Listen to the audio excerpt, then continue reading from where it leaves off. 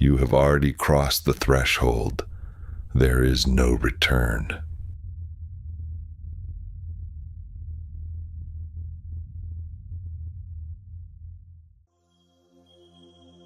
You chose easy. Again, the alarm rang. You hit snooze. The work was there. You looked away. The hard thing waited. You walked past it. Again and again and again. You tell yourself it is strategy. It is not. You tell yourself it is timing. It is not. It is the same choice you made yesterday and the day before and every day before that. Easy, safe, small. The armor means nothing on the man who never enters the field. You have been dressing for a war you refuse to fight. Stop. The blade has never left the silk, not because it is not ready, because you are not. You keep it wrapped, protected from air, from use, from the resistance that would tell you what it is actually made of. You have decided that the question of what you are capable of is too dangerous to answer. So you protect the blade. You protect the potential. You build your identity around what you might do, and you avoid every test that would reveal what you actually will. The silk is not care. It is fear dressed as patience. Unwrap the blade. Let it meet the world. Let the world tell you what you are. Every day you stand at the fork. Every day you tell yourself the choice is complex. It is not. One path descends, familiar, comfortable, requiring nothing. The other climbs, steep, unmarked, demanding everything. You have walked the gentle path so many times that you have forgotten the other one exists. Not forgotten, refused. Because somewhere, you know that the steep path leads somewhere the gentle one never will. The gentle path leads to where you are now. Look around. Is this where you intended to arrive? Then stop taking the path that brought you here. The steep one is still there. It has been waiting. The stone sits where it was left. No one has moved it. Not because it cannot be moved, because moving it is hard. And hard things, in the absence of someone willing to do them, simply wait. Your life is full of these stones. The conversation you have been avoiding. The standard you have been lowering. The demand you have been deferring. They do not disappear, they sit. They accumulate. And while they sit, they grow, not in weight, but in the story you build around them. The stone is heavy, but it is not as heavy as the version of yourself you are building by refusing to lift it. Lift one stone today. You walk to the edge. Every time you walk to the edge, close enough to feel the cold, close enough to see what is on the other side. And then you turn back, not because the water is too deep, because entering requires committing to the cold, fully, without negotiation, without the option to stay dry. You have perfected the approach, the plan, the preparation, the standing at the edge. What you have not done is enter. And the man who stands at the edge his whole life is not a man who is about to do something great. He is a man who made the approach his destination. Step in, all the way, no turning back. The fire dies when no one feeds it, not dramatically, quietly, one coal at a time going dark. Your KIGAI works the same way. It does not collapse. It dims. Every time you choose the easier thing, one coal goes dark. Every time you defer the demand, one coal goes dark. Every time you negotiate your standard downward, one coal goes dark. You've been watching the fire dim for years and calling it rest. It is not rest. It is the slow extinction of the man you intended to become. Feed the fire, now, before another coal goes dark. The tracks stop here. You can see exactly where the decision was made, where the ground became harder, where the incline steepened, where the cold became real. You turned around, not at the beginning, where the turning would have been honest, in the middle, where turning back cost you more than going forward ever would have. The middle is where most men live. They have committed enough to suffer the cost of beginning, but not enough to receive the reward of finishing. They carry the weight of the start without ever arriving. The tracks stop here. Yours do not have to. Keep walking. The gate is not locked. It is simply heavy. And heavy things require effort. A sustained, committed push that most men abandon after the first resistance. You have mistaken the weight of the gate for a lock. You have decided it is closed because opening it is hard. But there is a difference between locked and heavy. A locked gate cannot be opened. A heavy gate can be opened by anyone willing to push long enough. Your life is full of heavy gates you have called locked. Try the handle. Lean in.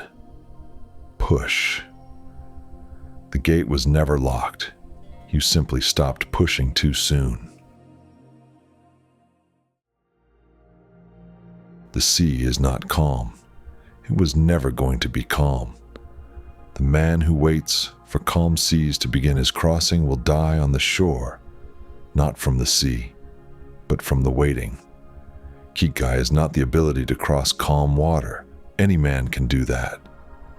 KIGAI is the decision to cross in rough water, not because it's safe, not because it's comfortable, but because the crossing must happen, and this is the only sea available.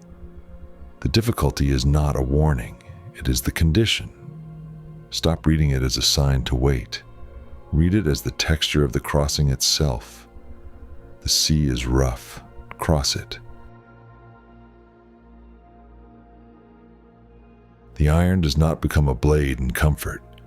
It becomes a blade in fire, in the violent meeting of heat and force that breaks down what it was and builds what it must be. This is not metaphor. This is the actual mechanism of transformation. What you are right now is what has never been put in the fire long enough. The potential is real. The capacity is real. But potential without heat remains potential, indefinitely, permanently, until the day it is no longer potential, but simply the memory of something that could have been. Put yourself in the fire, not the warm glow of effort performed for an audience. The actual heat, where transformation happens. Your hands know the difference between real grip and performance of grip. The wall does not care about your intention. It responds only to actual force. To the fingers that find the hold and commit to it, to the body that trusts the grip enough to move. You have spent years perfecting the appearance of effort without applying its force. You know the vocabulary of difficulty without its weight. The wall reveals this immediately. There is no negotiating with rock. Either the grip holds or it does not. Either you commit to the move or you fall. Find the hold. Commit to it.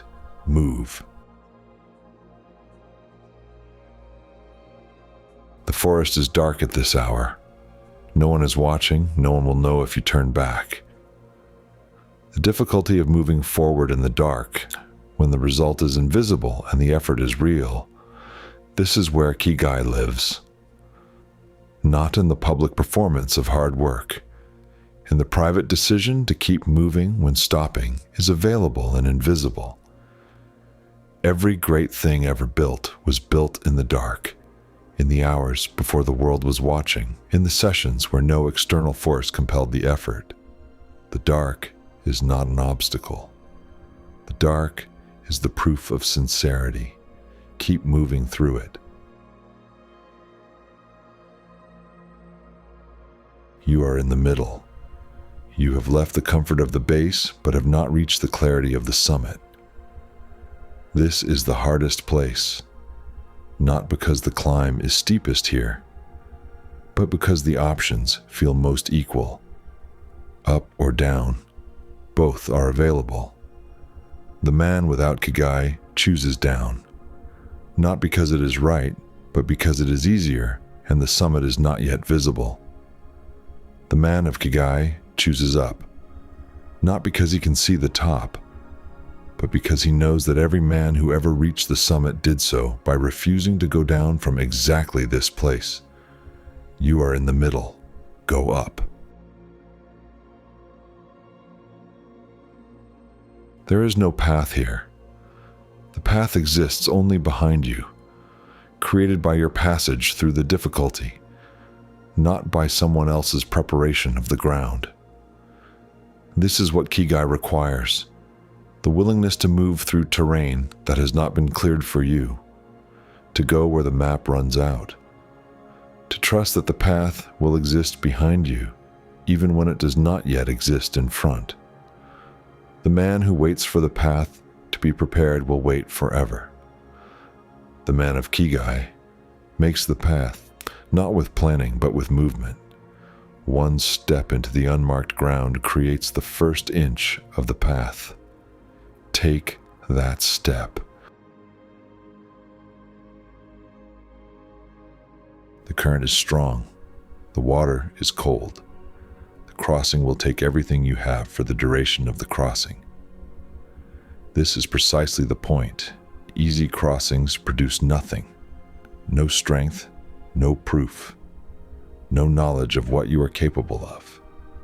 Only the crossing that costs you something reveals what you are made of. You have been looking for a shallower ford, a calmer stretch, a bridge that someone else has built. There is no bridge. There is only the current, and the man on the other side is not the same man who started, because the crossing changed him. Step in. The other side is real. The crossing is the transformation. After the storm, you can see clearly what moved and what did not. The things that were not rooted, they are here now, displaced, carried wherever the force decided to take them. The things that were rooted, they remain where they were, marked by the storm but not moved by it. You have been building your life from driftwood. Beautiful, shaped by the sea, interesting, and completely at the mercy of the next storm. KIGAI is the root, not the dramatic resistance to the wave, but the deep, invisible anchoring that makes a movement a choice rather than a consequence. Build the root before the next storm arrives. See the dojo you abandoned, not a building, the practice, the discipline you started and stopped, the standard you set and lowered, the demand you placed on yourself and quietly removed. The dojo is still there. It has been waiting. And inside it, untouched, undeveloped, exactly as you left it, is the version of you that would have emerged from consistent, difficult practice. He is not here with you. He is there in the abandoned dojo, waiting for someone to return. The question is not whether it is too late. It is never too late. The question is whether you will return today, will you? You prepared everything except the match. The wood is stacked. The structure is perfect. The conditions are as favorable as they will ever be, and still, no fire. Because lighting the match means committing to the burn. It means the wood will be consumed, the preparation destroyed, and what remains will be the result, which might not be what you hoped. The preparation without the fire is comfortable. It looks like readiness. It feels like progress. It is neither. It is the performance of beginning without the risk of beginning. Strike the match, accept that the wood will burn. That is the point. Light it.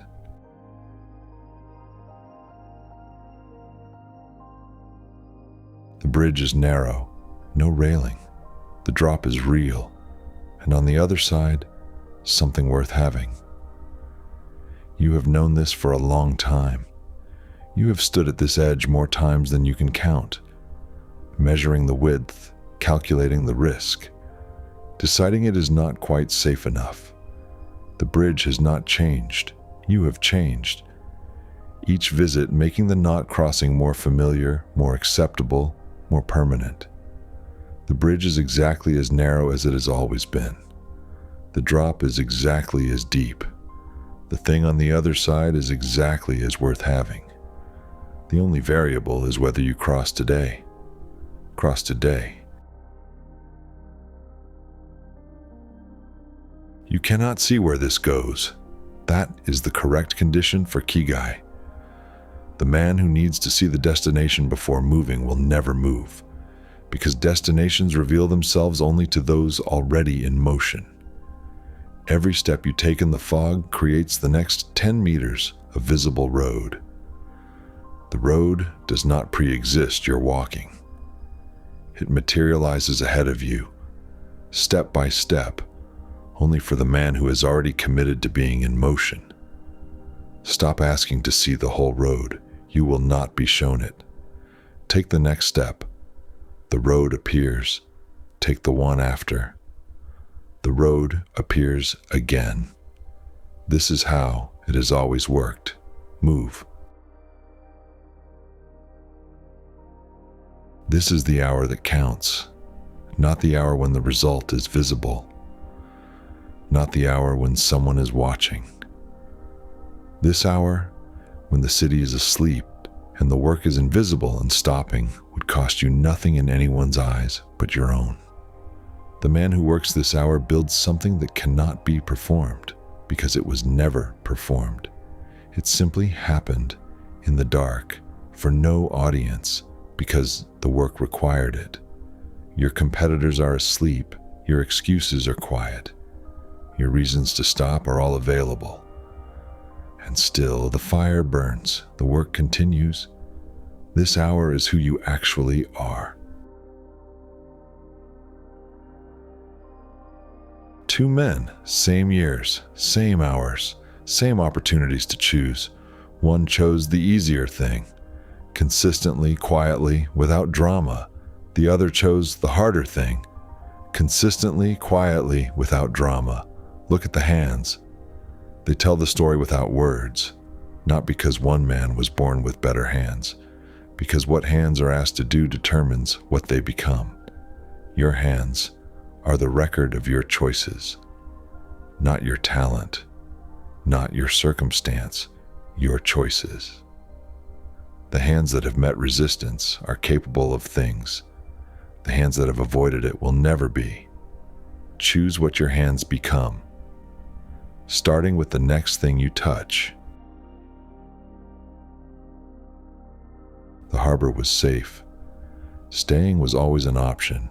The man who pushed off into the storm was not forced to go. He chose to go, knowing what the sea would demand, choosing it anyway.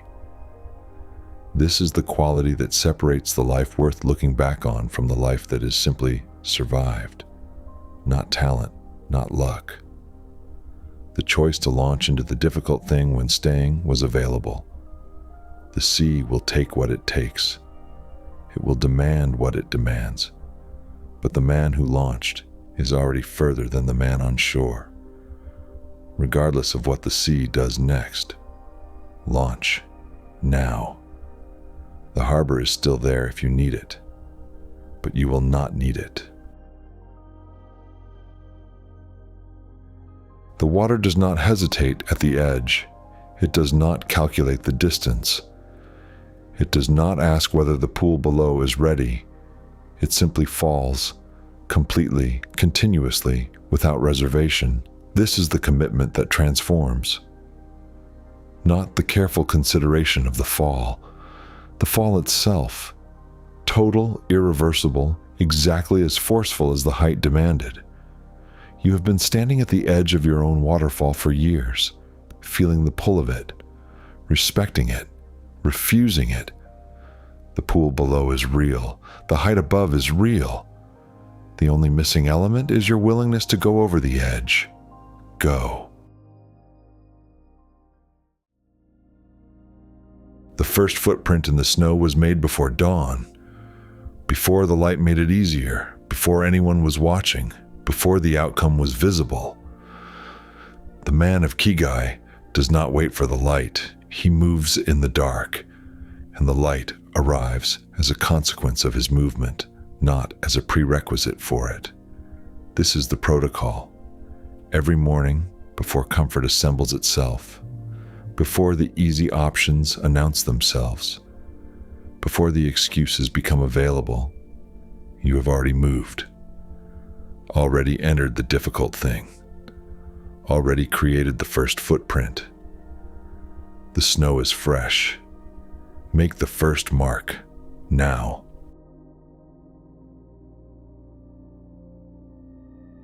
From the bottom, the opening looks small. The distance looks impossible. The walls look smooth. Nothing to grip, nothing to stand on. This is exactly how the difficult thing looks from inside the life built around avoiding it. The well is not a prison. It is a perspective problem. The man at the bottom who looks at the opening and sees impossibility will stay at the bottom. The man who looks at the opening and sees the next inch of wall, the one climbable inch right in front of him, begins the ascent. You do not need to see the top. You need to see the next inch. Look for it. The ground resists. This is what ground does. It does not yield to intention, only to sustained force applied in the right direction again and again until the resistance gives way.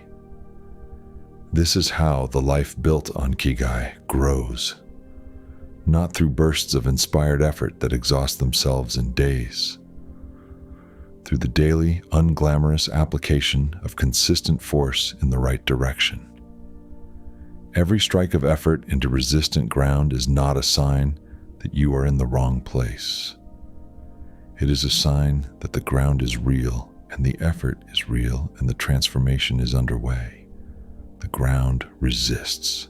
Keep striking.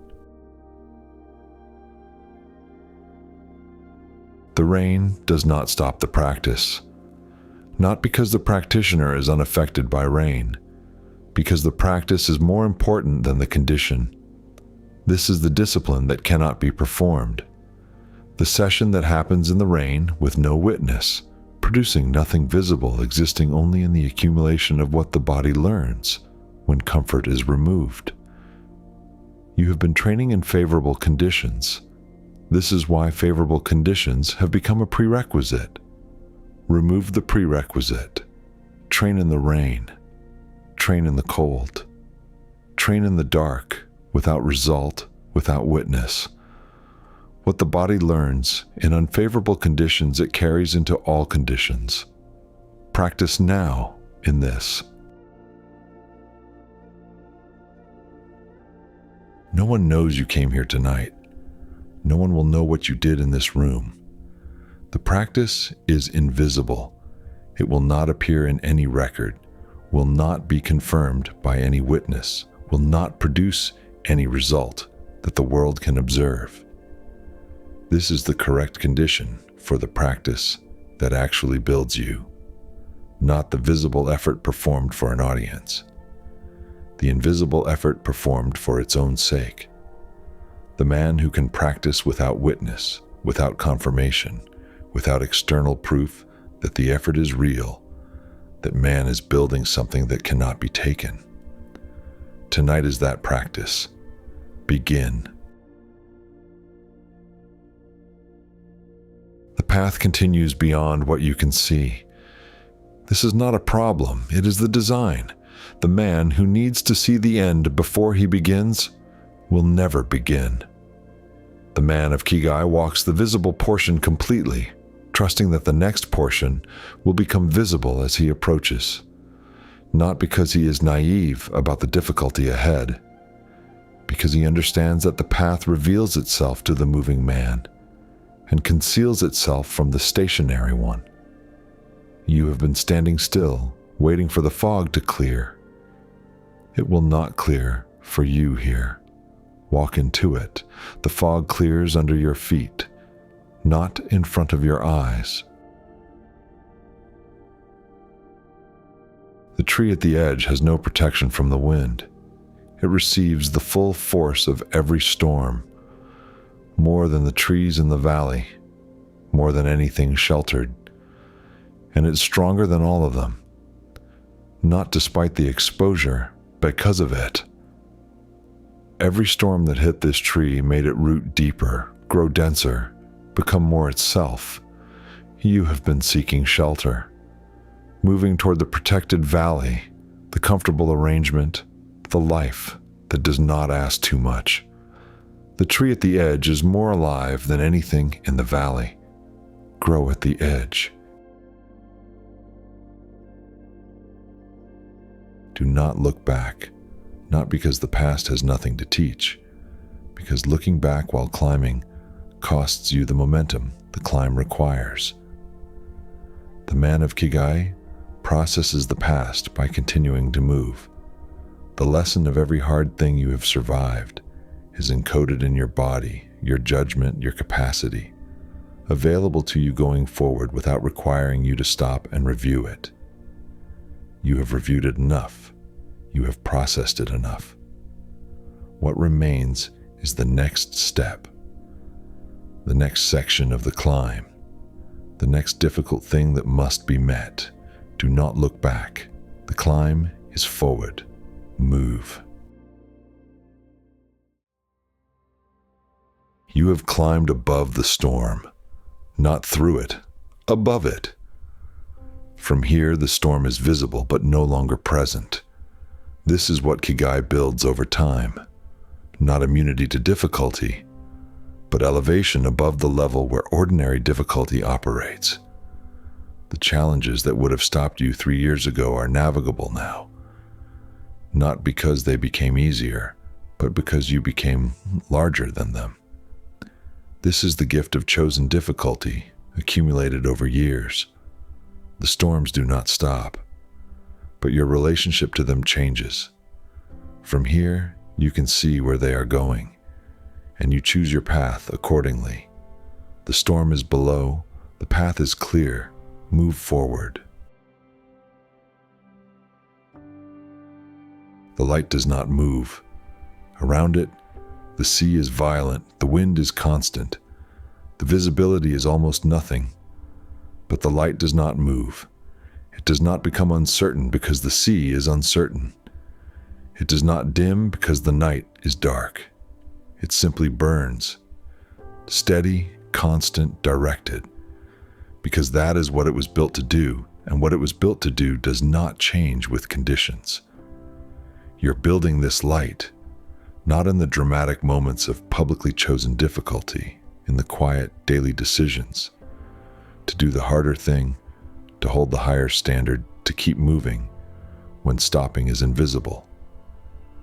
The light you build now will be visible from a great distance. Keep building it. What grows through frozen ground is not the largest or the strongest. It is the most persistent. The sprout that breaks through does not do so through a single dramatic burst of force. It applies consistent, quiet, relentless pressure day after day until the ground has no choice but to yield. This is how the life built on KIGAI grows, not through bursts of inspired effort, through the daily unglamorous application of pressure in the right direction. The frozen ground is real. The resistance is real. The sprout does not negotiate with either. It simply grows. Grow.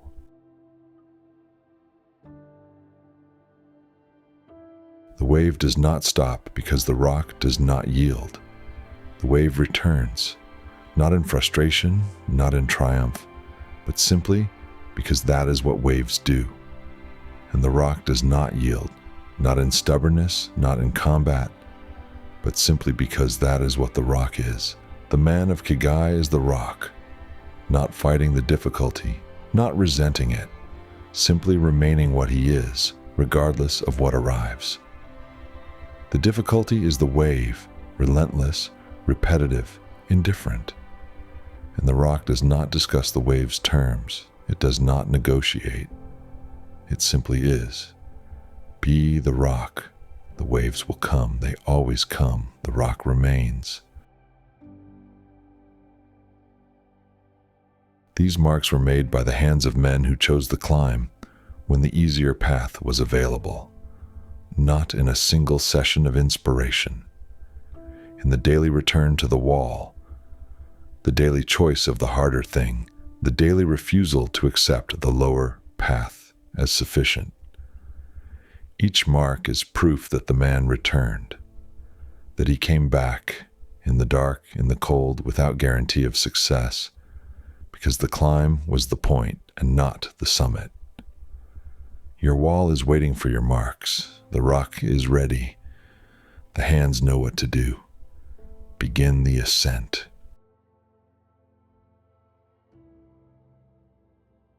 The storm has passed. Look at the path. It is not the same path it was before the storm. Harder now, less clear, more demanding.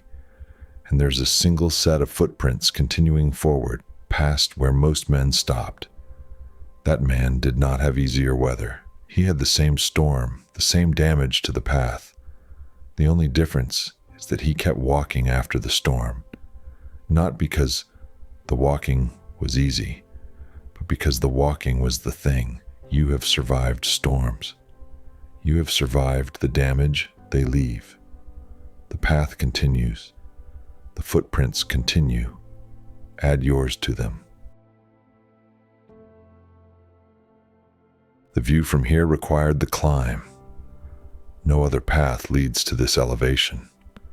Not the gentle slope, not the long way around, not the shortcut that ends halfway up. This view belongs only to the man who made the ascent, in full, without conditions, through the weather that arrived, rather than the weather he preferred. And what he sees from here is not the end of the climb. He sees the next mountain. He sees that the elevation earned has revealed a larger challenge. And he does not feel defeated by this. He feels ready. Because this is what the climb builds, not just the view. The readiness for what the view reveals. Look up, there is more.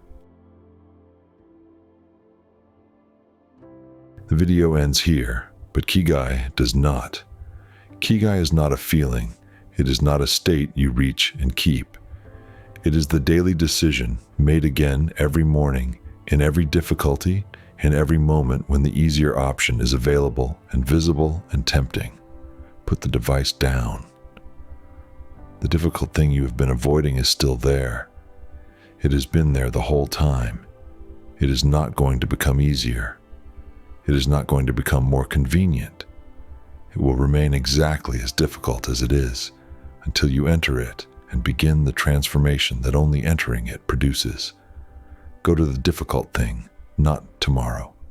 Now, KIGAI.